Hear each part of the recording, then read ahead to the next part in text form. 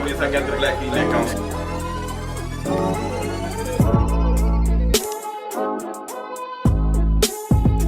So we are in the middle of discussion about rape culture and hip hop. I've invited some beautiful people with us, some who are activists, organizers, who are serious about their shit. And we had a conversation, Deshaun and I, my executive producer, in the middle we talked about rape culture, but during the conversation, Clarissa added in that it's serious when it comes to hip hop, period. She brought up people like Charlamagne, Nas, Fabulous, and just went down. I said, damn, it's like, it's bigger than just R.Kelly, Charlamagne, who have been in the news recently. So, but what do we think about like, going back to Charlamagne and what's going on? What do we think about, like, what happened recently? Well, no. R.Kelly first. Right.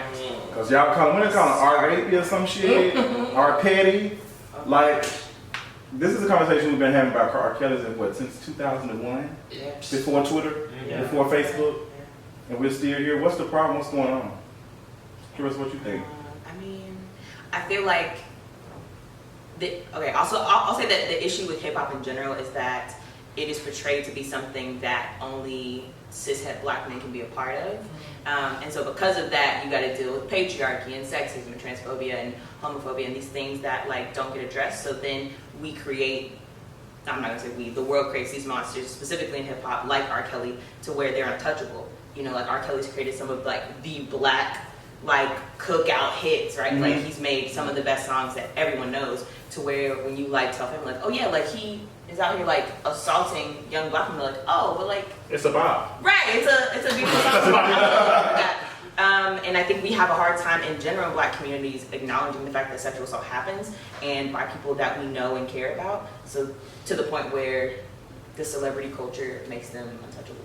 So how old were you, Deshaun, when you first heard about R. Kelly and his situations? That is a good question. I don't remember my exact age. I know I was young. The first time I heard about R. Kelly peeing on a girl. Okay. That was the first thing I heard about. That was me too. And I was young, so I'm like, peed on a girl? What the hell? Like, I didn't say those exact words. Girl. I'm like, peed on a girl. Like, this is a grown-ass man at a concert with peed on a girl. So that was my first introduction to his abuse. And then later on in life, like, after being inspired through my own trauma to like interact more with like with learning about rape and rape culture and so forth and so on, learning more about not just him but like him specifically, and things that he's done, and understanding that like Aaliyah was really young, was with a teenager really when he was having sex with her, and like thinking back to the beginning, or like the cover photo of her album, and all, like learning all the stuff that he's been a part of that has been hella like pedophilic. Is that a word? Like just all of that. I just made it a word. Rape. Yeah, I already has a picture next to R. Kelly in it. So like it doesn't. I was young when I first heard about him and his tendencies. Yeah, I think I'm 31. I'll be 31 next month. And I think that was the first thing. I think even for me, it was just like the patriarch. Oh, he's a guy. Like he does shit like that. Guys like young girls, that type of shit. So it wasn't serious to me. And I didn't understand it because that was the culture. Like unfortunately, like so that's what happened. So I mean, what you gonna do about it? And I think over the course of time, like I learned like this shit is not right at all. Like why is he still able to do it? Like we make jokes about it, we say, but why is he not being held accountable? Is it a thing that goes on? Well, you said it's a thing that goes on in hip hop. Right. I mean, the best of the best in hip hop are abusers. Right. Biggie, Nas, Russell Simmons. There's like literally lists that are created of like producers who like women specifically try to not deal with. So it's definitely not anything new. I think the issue is that it's no longer just an underground like industry secret, and I think more reporting has happened specifically around R. Kelly, especially with the BuzzFeed piece that came out last year. It's like he can't keep running from it, but for some reason the industry protects those in power. So I'm going to ask Anthony, what was the What was it when you said you don't want to play? If you decided not to play anymore R. Kelly, what was like the last okay? Well, this to is be it. honest with you, I never really listened to R. Kelly. That wasn't what I listened to in my household. Like, Okay. we didn't do R. Kelly, but I remember hearing about it when I was in middle school, Okay. and just being like, "Wow, this is somebody that's like not that much older than me." That was How old get is beat on. How old is R. Kelly? No, I'm talking about not R. Kelly. Oh, okay. I'm talking about the girl. that's on the video. Okay. Oh, yes. Right, yes. right. So she wasn't that much older than me, because I think I was 11 when I found out, and she was 13. So she was just a couple years older than me. So I'm thinking like, wow, all right. So we're still like middle school, high school, like we're still right there, like on the cusp of school. So like that's crazy to me that this is this huge artist that's way older than us that's doing this to a girl my age. And it made me think about my first, consensual sexual encounter was with a 30-year-old man, and I was 15 at the time on spring break. I'll never forget, and I cried, and because I was like, this really happened. I didn't think about like this is a grown ass man. What did he find in me? Like, girl, I'm not even buying my own underwear. Like listen, like my mama bought these drawers and they ain't even cute. So, like, and she washing them too. So, like, what's the tea? I think that I started to understand like there's a problem, and I feel like people are not being held accountable. So, because you do a lot of work, were you automatically just not here for R. Kelly automatically, or it just like took some time for you? I would say it took some time. The first time I heard about R. Kelly with sexual misconduct is the peeing situation. I think I was in middle school, high school, but I didn't think anything of it because I really didn't look into it. I mean, I was young, and also I was going through my own trauma with sexual abuse because I was sexually abused as a child, so I didn't really connect the two. But kind of just like getting into organizing work, I've been organizing around sexual violence for about 4 years now. So just getting into this work and just hearing about him and being educated on the black women that started the new R. Kelly campaign in Atlanta at a coffee shop. So kind of just following their campaign and learning more about what they do and just following the timeline of R. Kelly once I kind of found out about what he's been doing and how he's been going about it, especially with the sex code that went viral on social media. And now this 19-minute song that he's created. With this song, I didn't know he created this song until I went on Twitter. And it wasn't that someone tweeted that he made a song. Someone posted comments. I think it was Mark. His Twitter name is it Homo? Angry Black Homo. Angry Black Homo. Okay. Angry Black Homo. So he tweeted, he quoted a tweet that had these black women, their comments under R. Kelly's video. They were like, "Oh, I love you so much. You should make a video. You should do a video about this, being in the courtroom, just singing the song on the stand." Come on, trapped in the closet. I'm like, what are they talking about? Right. So I just went on my Twitter feed and I put in R. Kelly and I saw it. I'm like, this is ridiculous. This man is really sitting here literally admitting to everything he's done. And I didn't want to listen to the song because I just can't do that. But reading the lyrics, it felt like an abuser's letter to the survivor telling them, oh, this is why I abused you, because I went through all these things. Right. So it was kind of like he wanted to be coddled and he wanted to be the victim, and that's exactly what people put him at. And that's exactly the reaction I got on Facebook. I didn't know, I was just like you. It was Facebook, and my brother sent me a screenshot of someone I know personally saying it takes a real man to admit their fault. So I'm like, bitch, what is this? Right. How did you find out about it, Sean? Kayla, Carissa, and I have a group chat, and she dropped it, or she didn't drop the link, but she was like, "Did y'all know that R. Kelly made like a 19-minute song?" And I literally looked at it and I was like, "Not today." I'm not gonna do it. I agree with you today. But it kept it kept coming up, and at some point I finally had time in my day to listen to it. So I did listen to 10 minutes of it, and I think it's funny in a very ironic way that you bring up the black women who started the new R. Kelly movement, because in the song he literally sings, "No one can mute me but God," or something like that along those lines. Jeez, we love it. And so I think that speaks to how pervasive abuse and rape culture is within hip hop and within just black music in general, in that he's fully aware of what he's done, of what he's being accused of, and still believes that this work that black women specifically have been doing around his accusations for the last 10 years or so,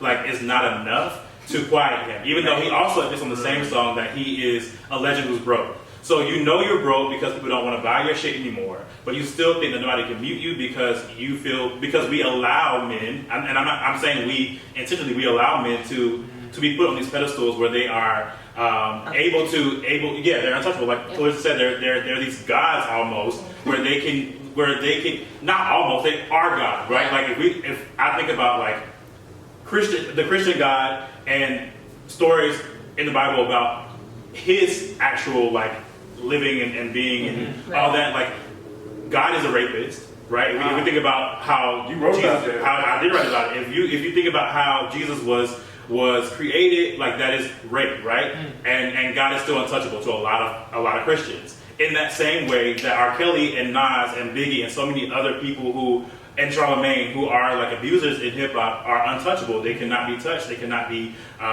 We cannot even get to a point of redemption because we can't even admit that they are wrong, right? So what was it? When did you start your R.Kelly campaign? Was it a campaign you just said, girl, not today? Honestly, I mute a lot of black male cis-het artists. Self-care. That's super. It really is. It's a lot of self-care for me as a black trans woman because a lot of their music does not stand for me. You know what I'm saying? And I don't understand how, and it's no shade to any of my LGBT members that do, but I don't see how a lot of them can bounce around to Boosie in the club and bounce around to Waka Flocka and all of these very detrimental people that say things and sing things and rap things about us, against us, in hate of us, to kill us, and say and they have no remorse for it, and their culture has no remorse for it. Like when Lil Duval made his statements about trans women on The Breakfast Club, which is a show that is geared towards the hip hop audience, geared toward black men, geared toward that industry, run by Charlamagne. You know what I'm saying? Why he laughed his ass. Why he laughs.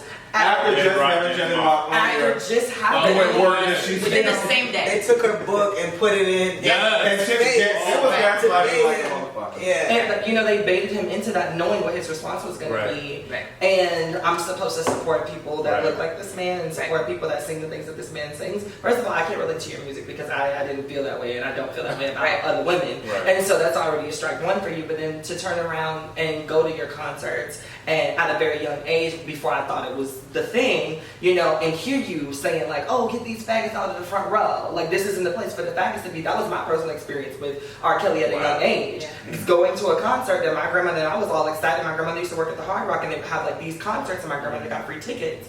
And so here I am, like 15-year-old me, like, oh, I'm going in to go see R. Kelly. And not to say that it was directed at me, but I'm sitting in the front row and he's like, get these faggots out of the front row because he's about to perform a sexual song and he wants women there. He wants girls there. He wants girls there. And my thing is, as I'm looking, it's girls that go to my school of my same age that are now moving to the front row. And you're not saying, get these little girls out of the front row, but you want the faggots gone. And so my cancel him started way before he was even supposed to be canceled. I canceled him a while ago, but I think that it's sad to see black women that are still supporting this and saying, oh, I want to see a video. And then to also see people from my community saying, oh my God, but it's a bop. You know what I'm saying? We know the bop. It's a bop. And like, I'll say like, as like a woman who writes about hip hop, like it can be painful to people to be like, hey, like review this album. Like when I listened to the new Kanye album, like I didn't want to listen to that. Like to know that somebody who I thought was this iconic, legendary person who was conscious, who was aware of political issues,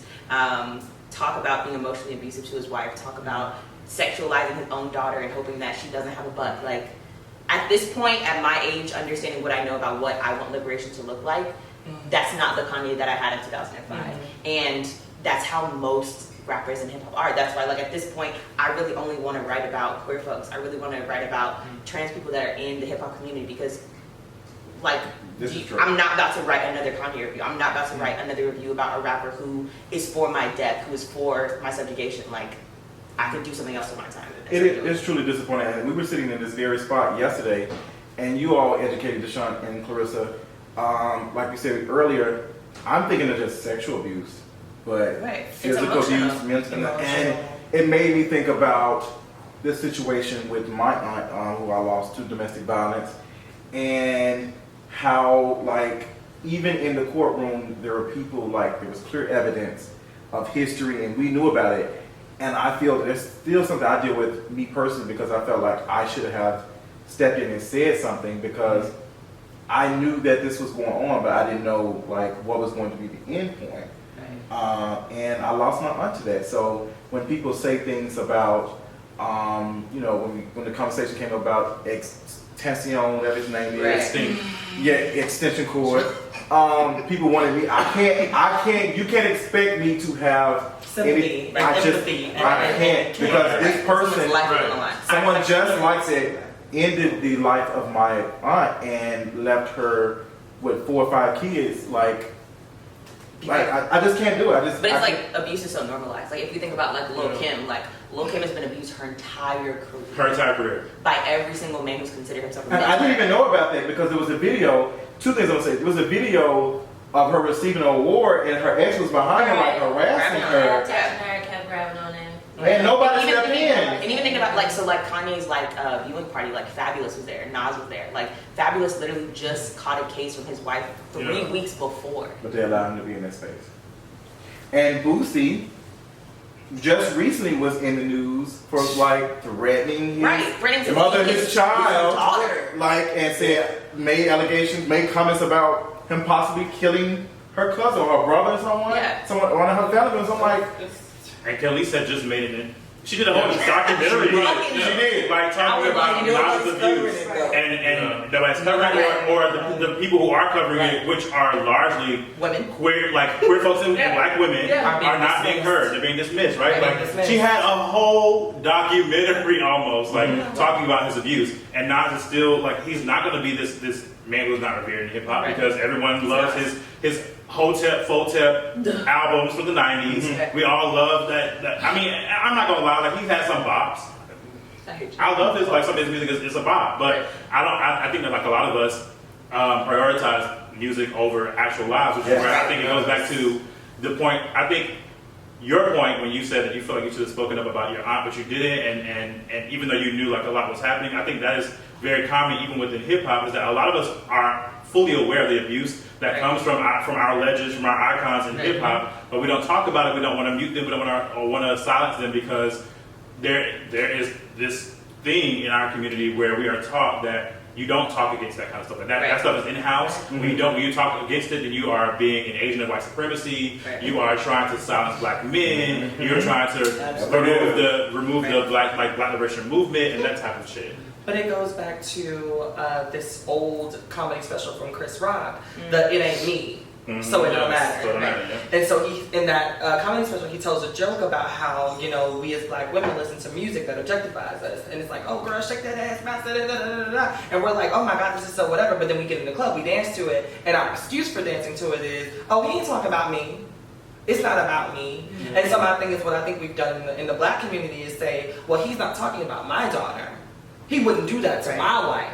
If I was in this situation, he wouldn't be slapping me, and so it's okay.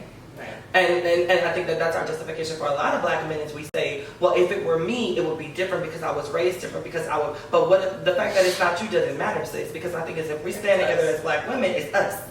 It's us. And if we stand together as a community, it's us. Let's hold him accountable, black men. Let's lift him up and hold him accountable at the same time, because I think that there's a difference. Black men like to think that, oh, everybody's bashing us, everybody's coming down, we got the white man, we got da-da-da-da, and now my own community. And it's, no, I'm not bashing you, son. What I'm doing is I'm telling you that there's a difference between bashing you and holding you accountable for your bullshit. And right now you're being problematic. Absolutely. Kelly, what do you think we can do to, as men,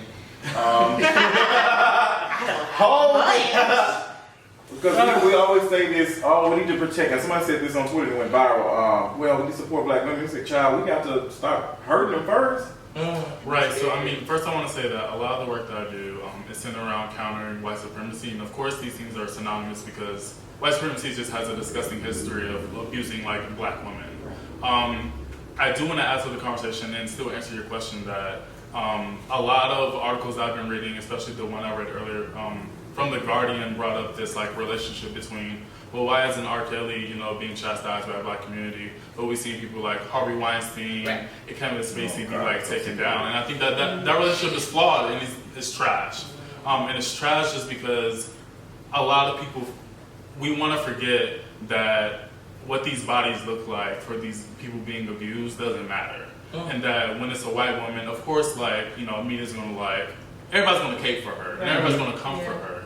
But if it's our women, and many times I think that we forget that non-black POC have a really big POC?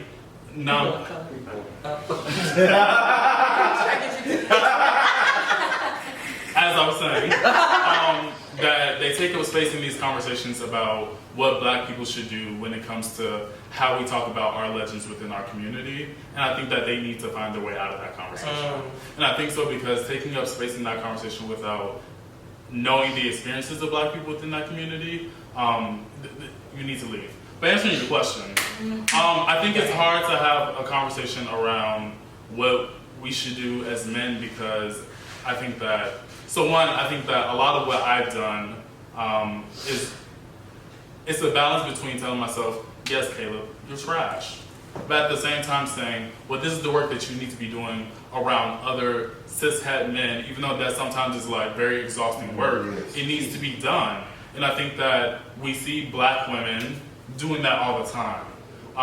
And there's no in-group conversation amongst black men about what we should be doing about and how we need to facilitate these conversations around, how can we, support black women or how, in general, how do we begin to support people who we know are having these experiences within our community that we do ourselves to these women and begin to have this conversation around healing and support and things of that sort. So stop playing the victim yourselves. I think that's the biggest issue with black men today, and that's why we have a lot of these issues, is because black men like to play victim before they like to open the ear and listen to the problem. It's like the second that a black woman or a trans person or a gay person opens their mouth up to say anything, it's like, well, I mean, as a black man, I have all of this stuff, and